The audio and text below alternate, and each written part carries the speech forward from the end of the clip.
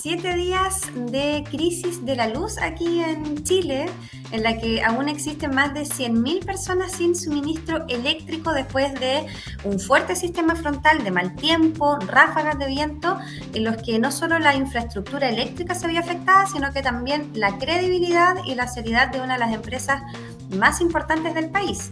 Importante porque está completamente a cargo de uno de los suministros básicos para la vida, que es la electricidad, pero también importante desde el punto de vista de sus grandes ganancias económicas, lo que sin duda saca más ronchas a todos aquellos que se mantienen sin luz todavía, que han perdido mercadería, que no han podido abrir sus negocios o incluso que no tienen agua, porque muchas veces este suministro depende del suministro eléctrico. Todo esto ha provocado algo que nos trae muy malos recuerdos o buenos recuerdos para los más románticos del estallido social: las barricadas en distintas comunas de la región metropolitana, porque los suministros básicos son clave para la vida y sin eso las personas se enojan, juntan rabia y poco importa si la empresa es privada o pública. En este caso, lo que verdaderamente importa son las soluciones. Entonces, para todos aquellos que, como siempre, intentan pegarle al gobierno, que se abstengan de hacerlo, más aún inclusive si en él le financia las campañas políticas precisamente a la derecha chilena, los que ahora justamente intentan culpar a Boric del temporal y de la incapacidad de la empresa. El Estado puede otorgar soluciones, la verdad es que tiene muy poco margen porque no es parte del directorio de la empresa, ya que es una empresa completamente privada. El gobierno no puede tomar decisiones de lo que pasa al interior de Enel. Lo que sí puede hacer es vigilar que las operaciones sean adecuadas y si no se hacen bien, como en este caso, tiene la facultad de multar. Eso es lo que ha hecho y además el presidente ha señalado que ya ha empezado el trámite, el proceso administrativo para poder caducar la concesión a Enel y otras medidas legales que también contemplan a otra empresa que suministra electricidad, que es CGE. Interesante. Y la verdad es que hay que decirlo, para quienes estamos lejos de la región metropolitana, entre comillas lejos, ha sido un poco saturado el tema. Claro, en nuestras regiones pasan muchísimas cosas que igual son importantes, y la verdad es que los medios nacionales le han dado demasiado espacio a esto que está sucediendo en Santiago, ¿ya? Así que hay una pequeña queja de que quizá el centralismo está jugando en contra. Ahora, por otra parte, no ha dejado de ser bastante molesto esto de que lleven casi una semana sin electricidad, y obviamente tienen muchas razones para quejarse. Tengo uno de mis socios, uno de mis amigos del estudio jurídico, las personas con las que trabajo, que vive en Quinta Normal y que durante el día simplemente se ha tenido que ir a su lugar de trabajo, a pesar de que él incluso tiene la posibilidad de trabajar telepresente, pero ha tenido que ir a su lugar de trabajo porque ella tiene que cargar todo, tiene que cargar su computador, su teléfono, todas esas cosas. Pero más allá el tema, uno dice ya, esos son problemas menores. El problema grave es el tema, ¿cierto?, de los refrigeradores, el gran problema. Refrigeradores o el funcionamiento de las lavadoras para lavar ropa, ese tipo de cosas. Así que con esta problemática central en Santiago, y que ha tenido un impacto nacional, un impacto mediático nacional, damos inicio a nuestro nuevo episodio de Cívica Pop, junto a Coti Divinamente y Carlos Muñoz, quien les habla, y que va a traer unas consecuencias graves. Enel, por si acaso, Enel, esta empresa que creo que es italiana, ¿no? Sí. Enel no solo tiene concesiones en la región metropolitana, tiene también otras concesiones en otras partes del país, ¿ya? Y uno puede encontrar distintos decretos que le entregan estas concesiones en distintas partes a nivel nacional, pero todas son en virtud de la llamada Ley General de Servicios Eléctricos, ¿cierto? Y cuando el presidente o el ministro de Energía, ¿cierto?, se refieren a que vamos a caducar, tiene un fuerte impacto. O sea, caducar una concesión tiene que ser por razones muy estrictas. ¿Consideras que se da para caducar o que en realidad se está arriesgando o en realidad una amenaza sin un fin claro, la verdad? Dos puntos ahí que quiero señalar. Bueno, primero, totalmente, es este problema que le han dado mucho en los medios, es netamente en la región metropolitana, pero en el Biobío también hay 23.000 personas todavía sin suministro eléctrico, ya, lo que no es menor. También está afectada la región de O'Higgins, donde ahí se han interpuesto también medidas legales en contra de SGE. Pero claro, también acá en la región del Biobío las ráfagas de viento alcanzaron también 170 kilómetros por hora. Entonces son ciudades que también no están preparadas para las ráfagas tan fuertes como existen en Magallanes, por ejemplo, que están acostumbrados. Pero las empresas se tienen que adecuar. Aparte, en un contexto de cambio climático, el clima va a ser cada vez más extremo. Mira, voy a tomar tus palabras. Voy a tomar tus palabras porque tú dices que las empresas se tienen que preparar y tú dices que ráfagas de viento muy fuertes. Y a eso se van a aferrar las empresas, porque van a alegar que esto es caso fortuito o fuerza mayor. Entonces imagínense al Estado diciendo vamos a caducar estas concesiones, y ellos van a decir no hay causal, porque es caso fortuito o fuerza mayor. Así que de ahí en un ratito más vamos a ahondar en esa parte. Sí, ahora bien, el tema, este llamado grandilocuente que hace, más que llamado, advertencia grandilocuente que hace el presidente Gabriel Boric, y yo me puse un poquito oficialista ahí con la introducción, porque no me gusta que le peguen al gobierno por nada, ya literal, porque la empresa es completamente privada. Lo que puede hacer es el Estado, a través de la Superintendencia de Electricidad y Combustibles, es multar a la empresa. Ya para eso sí tiene facultad, y de hecho ya hizo ese trámite, ya la impuso 2 multas la SEC a Enel por un total de 60.000 UTM, que son aproximadamente casi 4.000 millones de pesos, por comprobar que la empresa incumplió con la normativa eléctrica. Ahí no tengo entendido si Enel podría apelar a estas multas, que yo creo que, me imagino, siempre hay un margen para poder apelar a todo. Sí. Pero es súper grande la multa, ¿ya? Primero porque proporcionó información manifiestamente errónea, ya, sobre el número de clientes sin suministro eléctrico. O sea, las personas iban, buscaban y decía que yo tenía luz, por ejemplo, y no era así, ¿ya? Y la comunidad de más allá tampoco, y en verdad en el sistema parecía que sí. Bueno, eso es proporcionar información incorrecta, falsa, inadecuada, imprecisa, ¿ya? Y eso es incumplir con la normativa. Y la segunda multa es porque no se responde a las fallas eléctricas en un plazo que estipula la misma norma, ¿ya? Entonces, ahí están las multas, y en ese sentido la SEC, que es una institución que se relaciona con el gobierno a través del ministerio respectivo, que es el Ministerio de Energía, tiene esta facultad de poder supervigilar, ya, cosa que ha hecho. Entonces, esto de que el gobierno no ha hecho nada, que la empresa hace lo que quiere, si la empresa es privada, ¿ya? Ahora, ¿Boric se arriesga? Sí, ya, porque está apretándole el zapato a Enel, que es una empresa poderosa, que también financia campañas políticas, por lo tanto debe tener muy buenos nexos en la clase política. Además, no debe ser tan sencillo encontrar una empresa, licitar una empresa para que proporcione electricidad a la región metropolitana. Yo creo que esta es una medida para que Enel haga las cosas y cumpla las exigencias que ha tenido el gobierno, pero más allá de que se acabe, no lo creo. No va a existir este término de contrato. Yo creo que no. Miremos la norma para ver si es que procede Mira, esta es la norma aplicable, ¿cierto? Que es la que yo les mencionaba, la Ley General de Servicios Eléctricos, ¿ya? Independiente de que esta norma, ¿ya? Que esta Ley General va a pasar sí que por cada concesión aparte hay decretos, ¿ya? Entonces hay decretos por zona que le entregan a CGE, que le entregan en este caso a Enel, distintos sectores, ¿ya?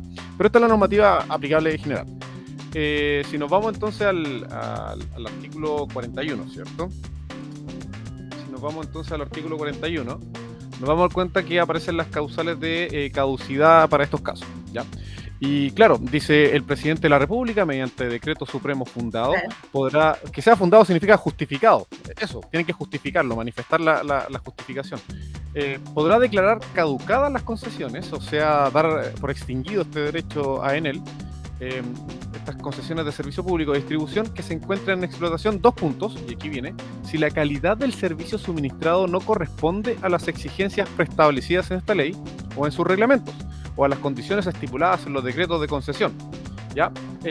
A no ser que remedie dentro de un tiempo determinado señalado por la superintendencia. Y ya los ultimátum, han existido varios ultimátum por parte de Sí, superintendencia 3. que no han El sido tercero está en cumplidos. curso. Entonces, podríamos decir que la superintendencia, el gobierno, cumplió su parte al señalar los plazos y los Sí, ultimátum, y en él claro. los incumplió. Entonces, podemos decir que sí, cayeron en esta causal del artículo 41 de caducidad, ¿cierto? La tercera exigencia debería cumplirse hoy, que es proporcionar electricidad a 20.000 usuarios. Si no se cumple, sería ya la tercera vez que no se cumplen los plazos que el gobierno exige. Y claro, pasa que el artículo 125 de esta ley le hace exigencia a esta empresa distribuidora. Dice, en su zona de concesión, las empresas distribuidoras de servicio público estarán obligadas a dar servicio a quien lo solicite. Sea que el usuario esté ubicado en zona de concesión o bien que se conecte. Entonces ahí hay una obligación de entregar servicio. Eso es lo primero, lo que dice el 125. Y que se suma además a lo que señala el artículo 131, ¿ya? Y el 131 dicen que deberán disponer permanentemente del suministro de energía, ya que les permita satisfacer el total del consumo de sus clientes sometidos a regulación de precios. ¿Ya? O sea que tenemos dos artículos en que le está diciendo usted, su principal obligación es suministrar energía. Y de ahí saltamos, ¿cierto?, a las causales de caducidad, que eran las del 41 que revisamos, y que dice, ojo, si te aplicaron un ultimátum para que te arregles, ¿cierto?, para que te corrijas, te podrían aplicar caducidad. Entonces, en una parte, claro, tenemos al gobierno cumpliendo ahí con los ultimátum, con los plazos listos, como para apretar el gatillo y dar caducidad. Pero la pregunta es, ¿se va a quedar tranquila la empresa eléctrica si esto llegase a pasar? Si esto llegase a pasar, que es la situación más extrema, ¿tú crees que se va a quedar tranquilo en él? Pero es que, claro, ahí es como qué pasaría si, ¿cierto? Ahí creo que hay un año de plazo para poder concretar, porque evidentemente no se puede ir la empresa y quedamos todos sin luz, un apagón masivo. Claro. Ya, entonces por eso te digo, ahora muchas personas, escuché a Meo también por ahí, leí más que escuché en X, que decía, oh, la teoría del Estado mínimo no sirve. O sea, esto no es el camino para nacionalizar los servicios básicos. No lo va a hacer. Yo creo que es muy iluso. Esto me acabo de decepcionar de esto. No, es muy iluso que se vayan a nacionalizar los servicios básicos. ¿Por qué rompen las ilusiones de gran parte de la población? No, claro, no sé cuánta parte de la población querría eso. Oye, de esto reflotó el texto constitucional que se propuso el 2022, porque en ese texto constitucional se indicaban que los servicios básicos eran básicamente de todo el pueblo, de toda la nación, era como que había que garantizar este servicio público, y empezó a reflotar ese texto diciendo, no le gusta en él, miren lo que votaron en contra, miren lo que rechazaron. Claro. O lo del CERNAC. Yo creo que más es que mira, es como lo que pasa con el agua, cuando dice el agua es un bien de uso público y todo, pero una cosa es quién suministra el agua potable, y otra cosa son las categorías de uso y qué importancia le damos a cada uso en el texto legal, en el Código de Agua o en la Constitución. Ya, entonces, ahora, la prestación de este servicio yo creo que va a seguir siendo privado. Ya el Estado no creo que tenga la capacidad de poner compañías de agua y suministrar agua potable, no seamos ilusos, ya, porque esas capacidades no se dan de la noche a la mañana.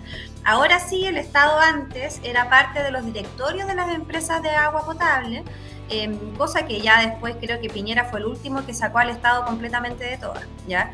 Y así como hay buenas empresas de agua potable, hay malas, pues. De hecho, no sé cuándo pasó en una región del sur, en Osorno, cuando también cortaron el agua, y el agua que salía estaba contaminada, entonces casi dejan la embarrada, ¿ya? Eso fue hace unos años atrás. Pero bueno, eso pasa de repente con los suministros básicos, pero yo creo que no es el camino. Ahora, hay otros modelos de concesión. Ojo, hay otros modelos de concesión, que por ejemplo, que como hay tantos servicios anexos y servicios accesorios a la entrega de un servicio básico, es que podría existir una mayor oferta de empresas. ¿En qué sentido? Por ejemplo, si bien existe un solo cableado eléctrico para todas las casas, aún así la empresa que yo elijo que me atienda puede ser distinta. Entonces pueden ser distintos. empresas y que me entregan distintos servicios accesorios. Y si a mí no me gusta la empresa que tenía que haberme venido a reponer la luz, que era la que yo tenía contratado, podría contratar otra. En otros países se da esa situación, de que más allá de que exista, hay más oferta. una sola línea, lo que pasa es que la diferencia viene con los servicios accesorios. Todos entregan el mismo servicio principal de electricidad, pero todo lo que tenga que ver con la atención post-cliente, con los postes, con los medidores, incluso hasta con los artefactos eléctricos que muchas veces estas empresas vendían, pasaba que hay una oferta de empresas, ¿ya? Y aquí en Chile tampoco se da ese modelo. Aquí es como no, digamos, hubo una concesión, se la ganó una empresa y esa es la única empresa que puede incluso ir a arreglar tu poste. El tema es que si esta empresa, en este caso, por ejemplo, no tuvo la capacidad de tener todas las camionetas, todos los trabajadores, todos los ingenieros, los técnicos, las personas que vienen a arreglar la luz, y no tiene esa capacidad, uno se empieza a preguntar, ¿vale la pena tener una sola empresa y depender todos de una sola empresa? ¿Está bien hecho el modelo de concesiones en ese sentido? Entonces igual... Claro. Ojo, si bien hay una responsabilidad en este caso de la empresa privada en estas circunstancias en particular, también llama la atención, es como, bueno, la verdad es que hay otras formas de solución que tiene que ver con el modelo de concesión de servicios básicos. Quizá no sea bueno depender de una sola empresa, quizá ya ahora de que se empiezan a dar cuenta que no puede darse un monopolio. Uno dice que es natural porque solo hay un cableado eléctrico. Sí, pero hay otra serie de servicios que pueden ser perfectamente, que pueden generar una diferencia entre las empresas. Entonces, yo creo que igual hay un tema de modelo ahí de concesión que está un poquito anticuado, está un poquito antiguo y quizá requiera un poquito más de creatividad y mirar lo que sucede en otros países como para intentar mejorarlo acá. Creo que ahí también hay un trabajo parlamentario pendiente. Las empresas de suministro eléctrico también llevan hace mucho tiempo dejando mucho que desear, ya, porque hay acá, ahora tratemos de hablar de cuáles serían las soluciones. Claro, buscar otros modelos de concesión sería una alternativa, ¿cierto? La supervigilancia yo creo que quizás debe ser más ruda, porque incendios forestales se han provocado por culpa de las eléctricas, ya de las empresas eléctricas, porque no hacen mantención como corresponde. ¿Ya? Porque están los árboles junto con los postes, estos se prenden y provocan incendios forestales, y ahí esto ha sido comprobado, esta no es una teoría de la conspiración. Ahora, eso pasó en la sexta región. Han tenido que pagar abogados para poder defenderse de esas demandas, entonces... Pero igual eso demuestra que el modelo de por sí es malo, porque si tú estás entregando un servicio básico a una empresa privada que lo que busca es tener una ganancia, es obvio que van a buscar ahorrarse en todas partes. No es un servicio público a cargo del Estado que busca gastar el dinero para satisfacer un interés público, ¿cierto? Una necesidad pública y no obtener ganancia. Ya, por eso que una empresa estatal podría darse el lujo de tener pérdida, porque su objetivo no es tener ganancias, sino que es simplemente satisfacer un servicio. En el caso de las empresas privadas, se va a intentar ahorrar todo. Entonces, si logran ahorrarse en mantención, si logran ahorrarse en las camionetas de servicio, si logran ahorrarse en técnicos, lo van a hacer. Y ahora también van a intentar ahorrarse estas infracciones, porque por ahora es como que bajaron el moño, no, si le vamos a hacer caso al gobierno, vamos a intentar adelantar las compensaciones a las personas, Claro, pero cuando le apliquen las multas que tú acabas de mencionar, cuando lleguen esas multas, lo que va a pasar es que ellos van a interponer recursos administrativos para intentar, digamos, revertir eso, y después de los recursos administrativos van a pasar a los judiciales. Y se va a dar el tema de los juicios y quizás bajen esas multas. Y ese es... Demandas colectivas ya están en proceso. Sí, y ojo, y aquí viene otro tema que te iba a mencionar. Porque el CERNAC también está haciendo lo suyo. ¿Cómo? Lo poco que puede hacer, el CERNAC también está haciendo lo suyo. Es que el CERNAC es un horrible caso de mala legislación y que no, es que ese da para otro programa. Conversemos del CERNAC en otro capítulo, porque al CERNAC hay que pegarle varias veces. Sí, pero me refiero a que son varios frentes que va a tener que enfrentar, valga la redundancia, en él. Son varias dimensiones. O sea, está el CERNAC por un lado, demandas colectivas, las multas de la SEC, el tema de las exigencias del gobierno por el tema de la caducidad de la concesión. Son varios frentes. Sí, ¿no? Y ojo, mira, vamos al caso peor, ¿cierto? Que ya le caducan la concesión y se van a defender por algo que señaló la prensa durante todo este tiempo. Es decir, oye, estos vientos son inusuales, estos vientos son récord, estos vientos nunca se habían visto. Aparecía la gente en el tiempo, esto era imprevisible, nunca pudimos ver. Ya, y yo no no creo que todas esas palabrerías sean inocentes, porque cuando se repite muchas veces eso, se genera una causal en derecho, ¿ya? Una causal de exención o exhibición, o la palabra que estimen pertinente, para muchas obligaciones, que tiene que ver con el caso fortuito o fuerza mayor, ¿ya? Todos los que incumplieron algún contrato por razones del temporal de viento se van a aferrar a esa circunstancia, ¿ya?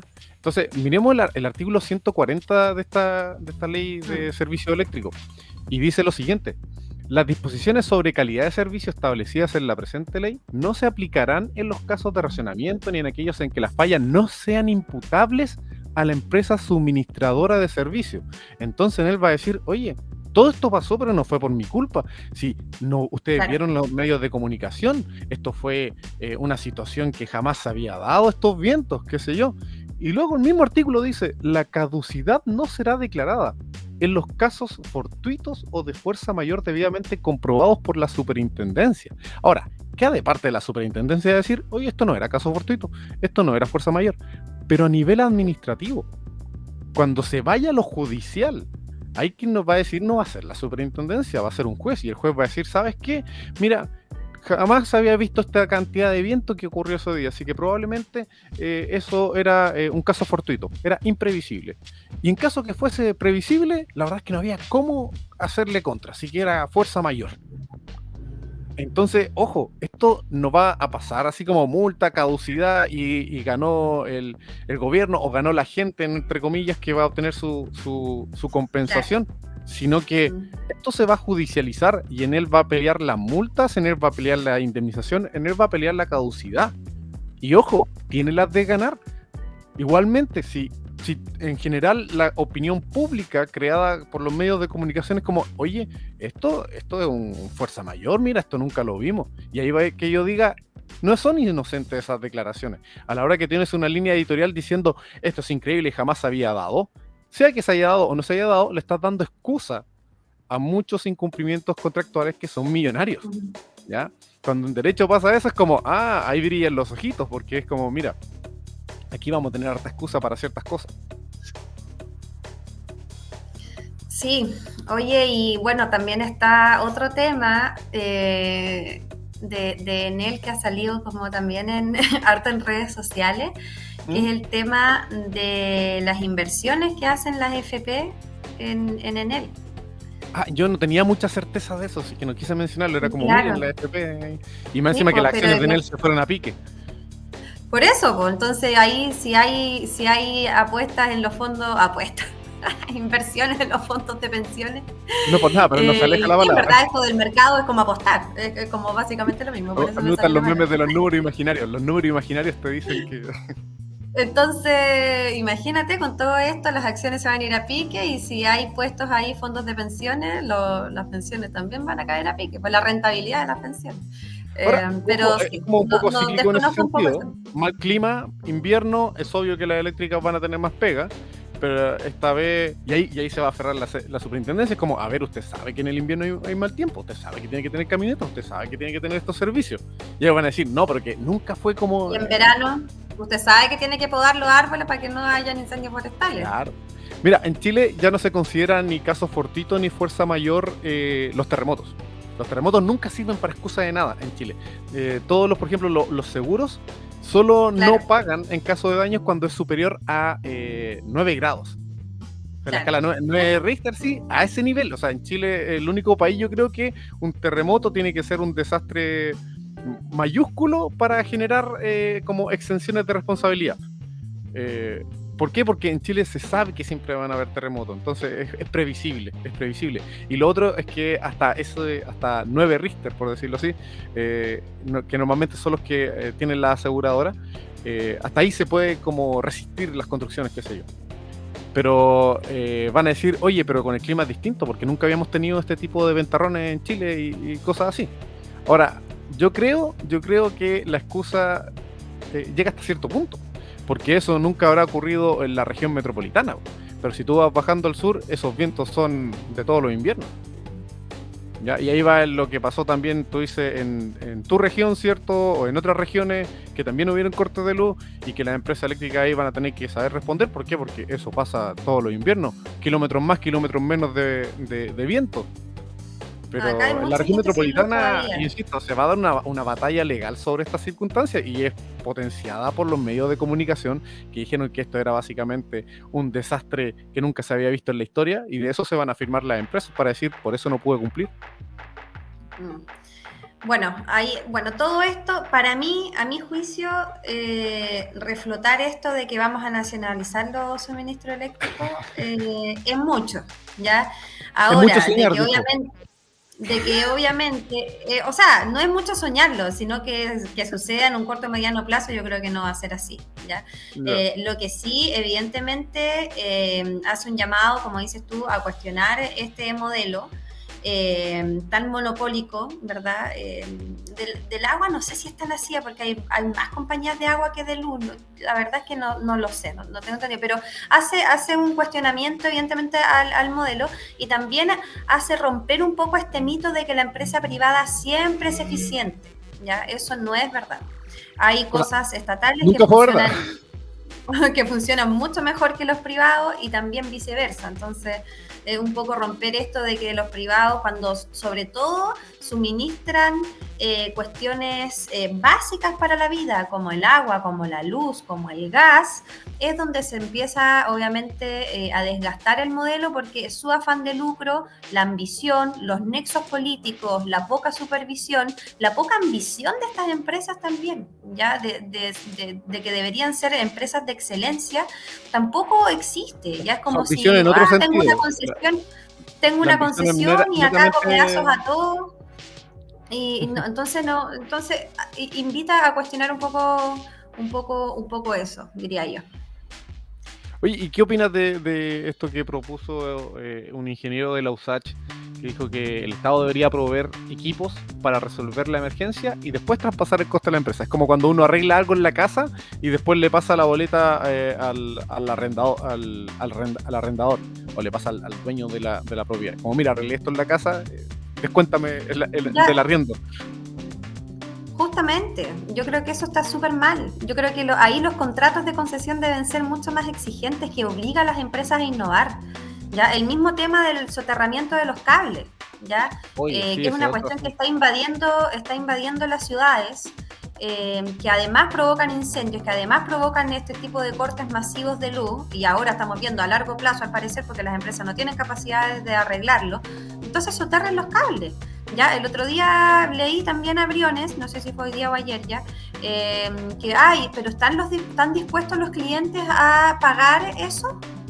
Pero oye, ojo, o sea, ok, hay una responsabilidad compartida. Si a nadie nos regalan las cosas, nadie quiere que la luz sea gratis y viva la Chile comunista. No, nadie quiere eso. Pero un poco más de criterio. O sea, que obliguen, claro, porque todo gratis, pues comunista, es la típica, ¿cierto? El estereotipo. Todos queremos pagar quizás la luz, pero no pagar lo que se paga primero, que sea más Yo creo barata. que este trabajo debería estar no incluido dentro de las concesiones. Debe estar dentro del presupuesto. que no se como oiga, traspasen todos los costos. se lo concesiona a usted, inclúyelo dentro del presupuesto. Tienes que sacar estos cables porque la ley de echado de cables no se ha aplicado, pero ojo, no se ha aplicado y las empresas dicen es que el Estado no ha emitido el reglamento, para aplicar la norma. Ahora, ya, la ley por sí sola normalmente ya se debe aplicar, más allá de un reglamento que venga a aterrizar la normativa en el detalle. Ya esto está pendiente del año 2019, así que sí, hay una pega pendiente del gobierno anterior y de este gobierno que no han sacado la ley el reglamento de la ley Chavo Cable y que ahora van a tener que digamos, acelerar el proceso. Y por último, en el reglamento poner, ojo, esto va a ser cargo de las concesionarias. No sé si la ley Chavo Cable soporte ese nivel de normativa como para decir, y ellos van a pagar el asunto, ¿ya? en una de esas, esa sea una buena forma de compensar, una de las formas de compensación a las comunas. La gente en particular va a ver cómo compensarlas, porque todos tuvieron distintos tipos de perjuicios, pues no es lo mismo el perjuicio de un negocio que el perjuicio de una persona en la casa. Ya, así que la ley Chao Cables no se ha aplicado, la verdad es que está ahí letra muerta hasta ahora, ya sea por excusas de la empresa y también por la inactividad reglamentaria del gobierno anterior y de este gobierno, que no han hecho el tema del reglamento. ¿Ya? Así que ahí pega pendiente, que se le olvida hasta que ocurren este tipo de desastres. Así que eso con Enel. Así está Enel, CGE. CGE es aquí al menos también en región del Biobío, no es Enel. Yo no sé, nunca miro la boleta, debe estar por ahí.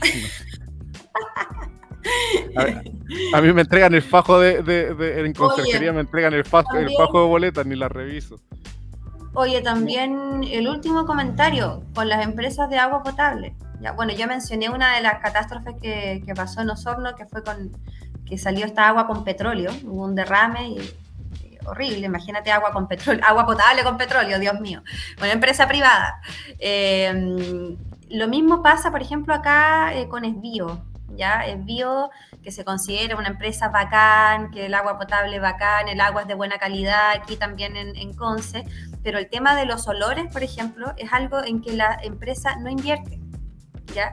Y quizás porque los contratos de concesión quizás no lo contemplan, desconozco, ¿ya? Pero acá hay sectores, ¿ya? En la región del Biobío que tienen que estar soportando olores porque están cerca de las plantas, ¿ya? Entonces, eso en países desarrollados responsables, porque no desarrollados como Estados Unidos, que son irresponsables con su comunidad, con sus ciudadanos, no le importa nada contaminar, de repente no son ejemplo de nada, no son de la sí, responsables, con Estado de Derecho que funciona y que hay una supervigilancia más estricta a las empresas privadas, claramente hay una mayor inversión ahí, mayor innovación, donde las empresas que lamentablemente tienen que vivir cerca de estas plantas de tratamiento, no les llega olor a la casa, ¿ya? Pero acá sí, hay gente que no puede colgar la ropa, que les da vergüenza invitar gente a sus casas, porque están con olor a caca todo el día. ¿Ya? Y siguen construyendo viviendas al lado de las plantas. Entonces, es una cosa de que finalmente, no sé, a los que les gusta el modelo privado, ya, perfecto, pero seamos más exigentes con las empresas que proporcionan estos suministros, creo yo. Si bien son empresas que tienen que buscar su lucro privado, entre comillas, que a eso se dedican, si se trata de servicios públicos, la fiscalización, la supervigilancia y el apretón por parte del gobierno tiene que ser mucho mayor. Si no están jugando con cualquier cosa, son servicios básicos, no es un producto, por decirlo así, superfluo. ¿Tenemos más temas? Sí, yo quiero tratar unos breves antes de finalizar, porque este es el gran tema de la semana, sí, bueno. Pero yo quiero comentar simplemente, no voy a ahondar en detalles, quiero que comentemos, a ver. Vamos con este primero que me causó risa. Mira, alguien me preguntó por Instagram. Me dijo, profe Carlos, ¿qué pasa si le pego un guate a un político? Si le pego un guate a un político, ¿cuáles son las consecuencias? Ya, y me reí en la pregunta. Dijo, yo no quiero causarle daño, tan solo quiero darle un guate, darme el lujo, dijo. Y yo le dije, bueno, que obviamente tiene consecuencias, pues tiene consecuencias penales, porque hay distintos tipos de lesiones. Me dijo, no, pero yo no lo voy a lesionar, pero se considera igualmente lesiones. Ya. Y aquí tenemos un ejemplo. Que pasó esta semana. Le pegaron al ex candidato, ¿cómo se llama? A Sebastián Sichel. Le pegaron a Sebastián Sichel, que andaba grabando videitos, cosas así. Porque a todo esto, con el tema de la luz y con el tema de los postes, salieron todos los candidatos a dar vueltas, a sacarse fotos con los postes, con los árboles. Es como, llegó la hora de la campaña, ¿cierto? Claro. Sí.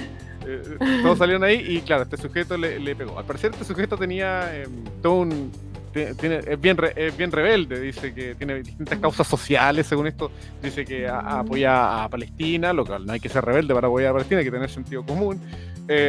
Dice pueblo mapuche, estallido social, y dice que era ex vocalista de una banda de punk. Entonces este sujeto va y le pegó, una persona mayor, ya tiene 45 años, y le pegó un guate a Sichel. Oye, lo de ex vocalista...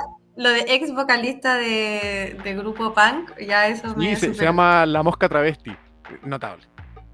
Yo creo que es un excelente nombre. Un excelente nombre. Mira, y le pegó a Buenísimo. Sichel y lesiones leves. Lesiones leves es que no causa incapacidad, pero son lesiones leves nomás. Como que alguien le hubiese pegado a otra persona sin ningún problema. Porque de ahí están las lesiones menos graves, ¿cierto? Que causan cierta incapacidad por menos de 30 días, graves cuando son más de 30 días, y las graves gravísimas que ya son temas permanentes, ¿cierto? Esa es la escala. Leves son las menos, por decirlo así. ¿Ya? Y lo multaron con 21.989 pesos. O sea, hubo una multa como sanción. Se consideró una falta, se aplicó una multa. Uno podría decir... Pero lo que pasa es que Sichel no quiso seguir, porque dijo que no, que ya... ¿Para qué? Yo cacho que...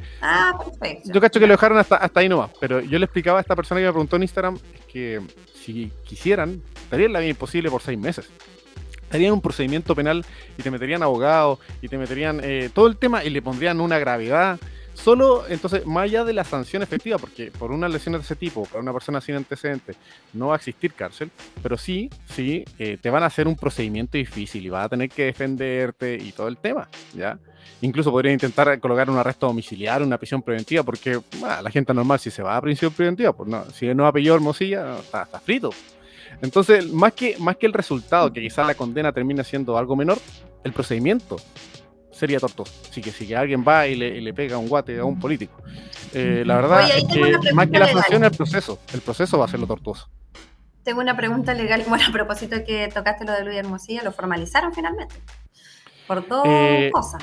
Sí, para mí es un procedimiento que muestra todo lo anómalo y defectuoso que es el derecho penal. Si es una persona que claramente está involucrada en una serie de ilícitos y el sujeto está en su casa. Eso es altamente. Oye, y lo otro que yo tenía, la última pregunta, ¿tiene una diferencia de que sea un político? Porque Sebastián Sichel no tiene cargo, po. Es una persona... En su caso de él no, pero sí hay ciertos cargos. Hay agravantes. Porque tenemos que pensar lo siguiente, que si yo le pego a una persona en la calle, no sé, porque me cae mal, el sujeto me cae mal, es eso, es una agresión. Pero si yo, por ejemplo, voy y le pego a un fiscal, porque me caen mal los fiscales, lo cual es verdad, no mentira, pero si voy y le pego a un fiscal, porque es fiscal, es mayor, porque no solo estoy dañando a una persona, sino que además lo estoy haciendo con motivo de su cargo que tiene una función. Entonces, tiene otra gravedad mayor. Ya, en el sentido de que estamos dañando más bienes jurídicos. Estoy dañando a una persona y estoy dañando a un cargo. ¿Quién va a querer ser fiscal si le andan pegando en la calle? Entonces hay otra afectación. Bueno, lo mismo que agredir a un carabinero, obviamente es mucho más grave. Claro, que más encima está expuesto por su trabajo, sí, obviamente. Claro. Y ahí va el tema cuando también me dicen, no, es que a carabineros nadie los defiende. Oye, pero si pegarle a un carabinero es grave, es un delito y tiene su connotación mayor. Sí, claro. De hecho, alguien dice, los carabineros no tienen derecho humano. Yo tengo todas unas publicaciones que explican eso, ¿ya? Y yo digo, explico en qué casos sí se consideran que se le aplica la normativa de derechos humanos y cuáles no. ¿Cierto? Yo explico la diferencia. Y le digo, pero aún así, independiente de eso, agredir a un carabinero tiene una gravedad mucho mayor. ¿Ya? Porque hay más bienes jurídicos involucrados. Estás dañando a una persona, estás dañando la labor de una persona que se arriesga, la figura de autoridad, qué sé yo, bla, bla, un montón de cosas. Así que no es como que estén ahí en la nada sin protección. Ahora, a propósito de que sacaste el tema.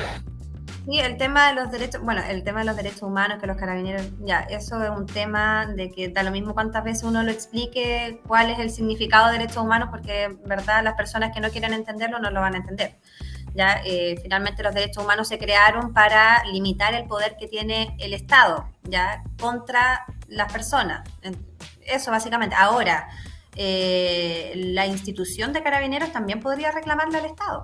¿Ya? Si los expone, porque se da que el mismo Estado vulnera sus derechos a ellos. Justamente, por ejemplo, para el estallido social habían quizás menos carabineros con menos poder, por así decirlo, cosa que yo no es mi opinión, por el tema que evidentemente se mutilaron muchísimos ojos en ese contexto.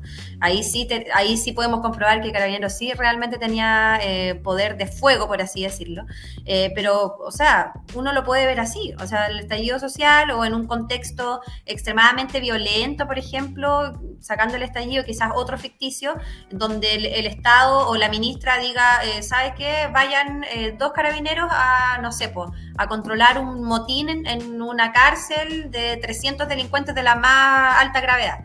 obviamente se estarían violando los derechos humanos, ¿ya? Porque el Estado está exponiendo a sus propios funcionarios a situaciones totalmente temerarias, en donde evidentemente la vida de esos dos funcionarios va a correr riesgo. Y no solo en esos casos que son más vistosos que tú acabas de decir, sino que hay otros casos que no son tan vistosos por múltiples razones, que también se genera una vulneración de derechos humanos por carabineros contra carabineros. Por ejemplo, se da estas situaciones de abuso, que por ejemplo ocurre que una carabinera sufrió abuso de otro superior, ¿ya? Y si no se le entregan las debidas garantías para el procedimiento, para resguardar sus derechos, ¿cierto? Lo que va a hacer esa carabinera es decir, ¿sabes qué? Aquí el Estado no me está prestando ropa y me está vulnerando en mis derechos. Y podría pasar, y ha pasado, que se genera esta vulneración de derechos humanos dentro de la misma institución. Sí, por eso hay que saber tratar el tema de los derechos humanos, no es tan simple. Hay, insisto, múltiples explicaciones, quizá otro día podamos ahondar. Yo extremé los ejemplos para que se entendiera. Para el caso del conscripto en Putre, que murió, al final la causa se está viendo como una causa de derechos humanos, ¿no? Y era un conscripto parte de la institución y fue la misma institución, el Estado, que vulneró los derechos de ese soldado. Claro, ese tipo de ejemplos nos permiten aclarar el tema de los derechos humanos con los uniformados. Otro tema breve, para alcanzar a mencionarlo, solo a la pasada. Se eliminó la inhabilidad de familiares de legisladores para cargos de notarios y conservadores. En la misma semana en que se da un micrófono abierto, en que empiezan a cocinar, ¿cierto?, el tema de los conservadores y de los notarios, ¿ya? Salió nuevamente la cocina y de nuevo reflotaron el texto constitucional del 2022 diciendo, ¿se acuerdan que había eliminado el Senado? que estábamos cambiando de nombre al Senado y eliminándolo en el proyecto constitucional. Por esto decían, entonces aparecían de nuevo mencionando. Yo creo que eso va a pasar durante muchos años, que cada vez que pase algo van a sacar el texto constitucional del proyecto, solamente para decir, miren lo que han escogido o lo que escogieron mal, incluso como meme, más que nada. Yo estoy en contra de eliminar el Senado, que se sepa. Porque grave. La corrupción sería mucho más fácil, po. Esto tiene que pasar por otra cámara, ¿no? Si no, una cámara es mucho más fácil de corromper que dos. Pero es uno de los argumentos que yo tengo personalmente para no eliminar el Senado. Evidentemente con esto no estoy defendiendo a los senadores que habitan el cargo de esta forma tan nefasta, ¿no? Y hay ya muchos análisis que dicen se está juntando rabia, estallido social 2.0, lo que pasó con Enel, lo que está pasando en el Senado, porque evidentemente hay conflictos de interés, manifiestos, donde se está cocinando una ley para no perjudicar intereses económicos de los familiares de los senadores, ¿ya? Entonces es algo asqueroso. Entonces no sé qué hacer frente a esto. No por eso quiero eliminar el Senado, pero evidentemente hay que regular. Y por la desazón que existe con estos políticos y partidos políticos, es que se genera el último tema que quería mencionar, porque hay un récord de independientes inscritos para competir. Si a la gente no le gusta los partidos políticos porque están cocinando, ¿cierto? Pues si no les gustan los candidatos que presentan eso, simplemente empiezan a escoger los independientes. Y dice que hay. Pero los independientes igual cocinan. Los independientes igual cocinan. Y cocinan más. Sí, obvio, porque no tienen bases a quien responder. El mismo Partido de la Gente es un partido político que se las dio de independiente desde la gente, y ahora ya no hay representantes en el Congreso de ese partido. Y no le responden a nadie. Fue un partido netamente instrumental. Fue muchos independientes que tenían intereses independientes, ¿cierto? Que simplemente se unieron, pero una vez que ya les sirvió para llegar a los cargos, se empezaron a salir. Porque es como que, no, en realidad nunca coincidí contigo, nunca coincidí con Parisi, nunca comulgué con Gubernati y sus programas tipo Mecano, no sé. Entonces, Mecano era bueno. Me gustan mucho los memes de Gubernati. Me gustan mucho los memes de Rancagua Posting, y los de Gubernati son muy buenos. Pero bueno, ahí está el tema, que en realidad eran personas que tenían más intereses en el sector privado y que se unieron momentáneamente. Era instrumental siempre. Era instrumental y ahora tenemos un oleaje nuevamente de independientes que estarían postulándose a la alcaldía. Ahora, ojo, yo igual considero que hay algunos independientes que con una clara identificación local. Uno puede identificar a estas personas, uno dice, ¿sabes que esta persona siempre vivió acá, siempre ha estado preocupada, es un buen candidato independiente?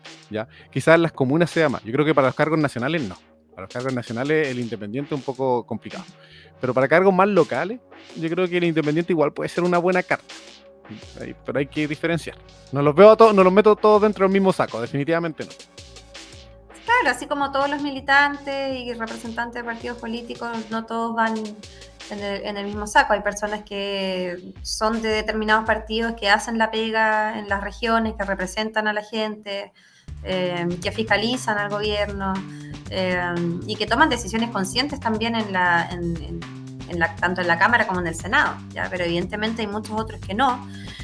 A mí me llama la atención este récord de independiente. Yo no lo encuentro como algo bueno, lo encuentro como algo extremadamente malo, porque hace ver que hay una sociedad individualista, fracturada, que no es capaz de llegar a consensos, de formar proyectos políticos colectivos que identifiquen a la ciudadanía. Entonces, la verdad es que no lo veo como algo tan positivo. Y los independientes es una etiqueta, ya es una etiqueta. También responden a determinados intereses, ¿ya?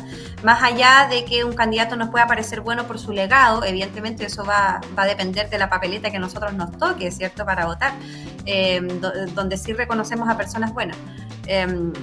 Pero bueno, ¿ya? Y estos independientes también van por cupos de partido, ¿ya? Y después finalmente se cambian de partido y así están eternamente, entonces al final igual es algo que creo que no le hace tan bien a la democracia. Opinión personal.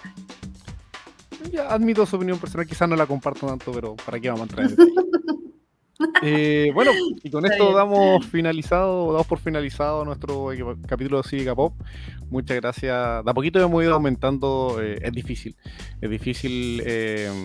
ir contra el algoritmo, es difícil ir contra los bots. Yo me estaba quejando, ¿sí? Qué sé yo, pero de a poquito hemos ido aumentando y nos va yendo un poquito mejor. La idea es que la gente se pueda integrar y pueda comentar, hacernos llegar, sus palabras, sus opiniones, para irla incorporando al podcast. ¿Bien? Oye, y hagamos la invitación también a nuestro proyecto de en vivo, de streaming.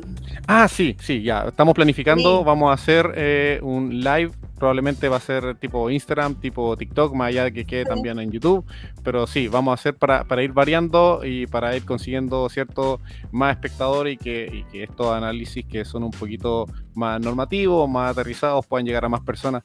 No análisis tan grandilocuentes o sin fuentes o sin opinión. ¿Qué es el tema? Nosotros intentamos vender una idea de una opinión que tiene algo de fuente, ya que tiene algo de normativa, que tiene algo de sustento. Una opinión informada, en definitiva. Claro.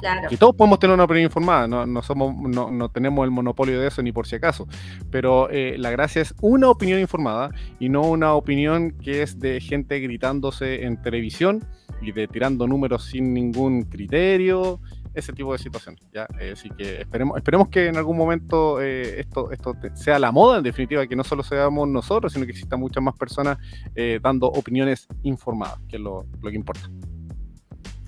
Ya, pues. Ya, estén todos muy bien, muchas gracias. Gracias por quedarse hasta el final. Ya. Chao, Coti. Chao. Chao. Y por si acaso está en Spotify y en YouTube, y también TikTok. Chao.